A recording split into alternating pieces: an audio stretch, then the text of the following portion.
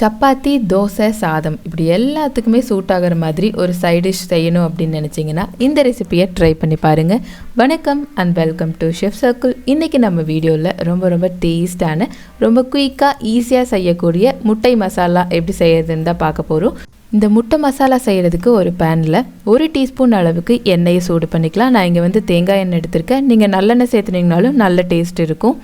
இதில் 1/2 டீஸ்பூன் அளவுக்கு மிளகாய்த்தூள், தனி மிளகாய்த்தூள் சேர்த்துட்டு 1/4 டீஸ்பூன் அளவுக்கு மஞ்சள் தூள் சேர்த்துட்டு ஒரு 1/2 டீஸ்பூன் அளவுக்கு உப்பு சேர்த்துட்டு இது எல்லாத்தையும் ஒரு 30 செகண்ட் அப்படி இதை கிளறி விட்டுருங்க.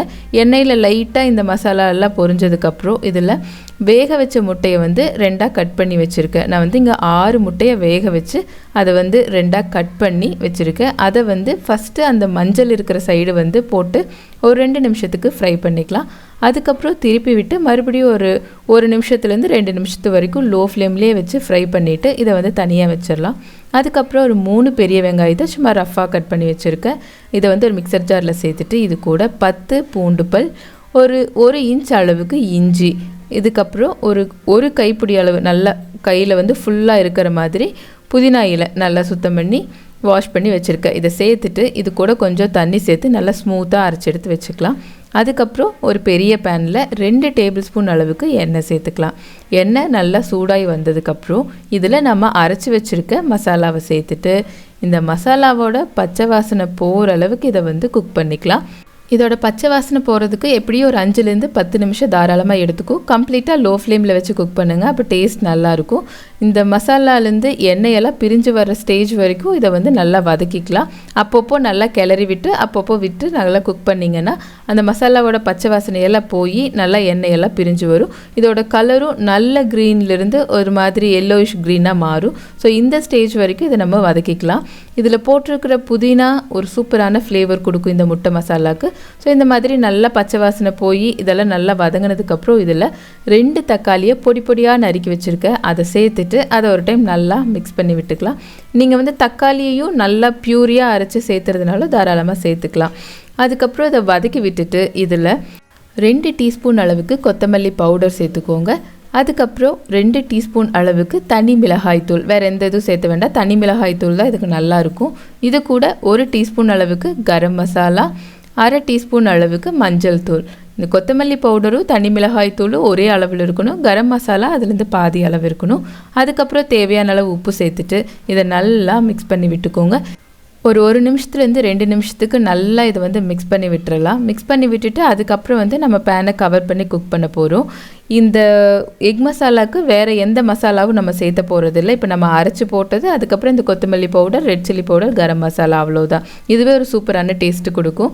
ஸோ இப்போ நல்லா மிக்ஸ் பண்ணியாச்சு. இதை கவர் பண்ணி ஒரு 3லேருந்து 5 நிமிஷத்துக்கு நல்லா லோ ஃப்ளேமில் வச்சு இதை குக் பண்ணிக்கலாம். அப்படி குக் பண்ணும்போது இந்த மசாலாவோட பச்சை வாசனை எல்லாம் நல்லா போயிடும். அதே சமயம் இந்த தக்காளியும் நல்லா சாஃப்டாக குக் ஆயிரும். இப்போ பார்த்தீங்கன்னா உங்களுக்கு தெரியும், இந்த தக்காளி எல்லாம் நல்லா சாஃப்டாக குக் ஆகி அந்த எண்ணெயெல்லாம் லைட்டாக பிரிஞ்சு வர ஆரம்பிச்சிருச்சு. ஸோ இந்த ஸ்டேஜில் இதில் 4 டேபிள் ஸ்பூன் அளவுக்கு தயிர் சேர்த்துக்கலாம். தயிர் நல்லா பீட் பண்ணி அது ஒரு மாதிரி க்ரீமியாக வந்ததுக்கப்புறம் சேர்த்துங்க. இந்த தயிர் சேர்த்தும் போது இந்த கிரேவி ரொம்ப சூடாக இருக்கக்கூடாது. நீங்கள் ரொம்ப நல்ல லோ ஃப்ளேமில் வச்சுட்டு அதுக்கப்புறம் சேர்த்துலாம். அப்படி இல்லாட்டி நீங்கள் ஸ்டவ் ஆஃப் பண்ணிவிட்டு அதுக்கப்புறம் இந்த தயிர் சேர்த்து நல்லா மிக்ஸ் பண்ணி விட்டுட்டு அதுக்கப்புறம் ஆன் பண்ணிக்கோங்க. இதை சேர்த்து நல்லா மிக்ஸ் பண்ணதுக்கப்புறம் இதில் ஒரு 1/2 கப் அளவுக்கு தண்ணி சேர்த்துட்டு அதையும் நல்லா மிக்ஸ் பண்ணி விட்டுறலாம். மெயினாக நல்ல ஹீட்டில் நீங்கள் தயிர் ஆட் பண்ணுறீங்க அப்படின்னு சொன்னால் அது ஒரு மாதிரி திரிஞ்ச மாதிரி ஆயிரும்.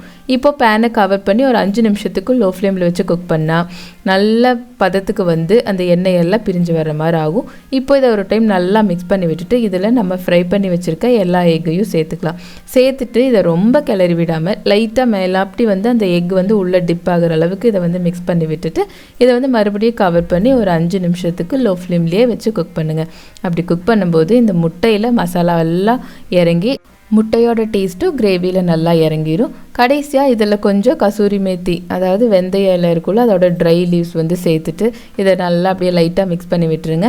அவ்வளோதாங்க, ரொம்ப டேஸ்டான முட்டை மசாலா ரெடி ஆயிடுச்சு.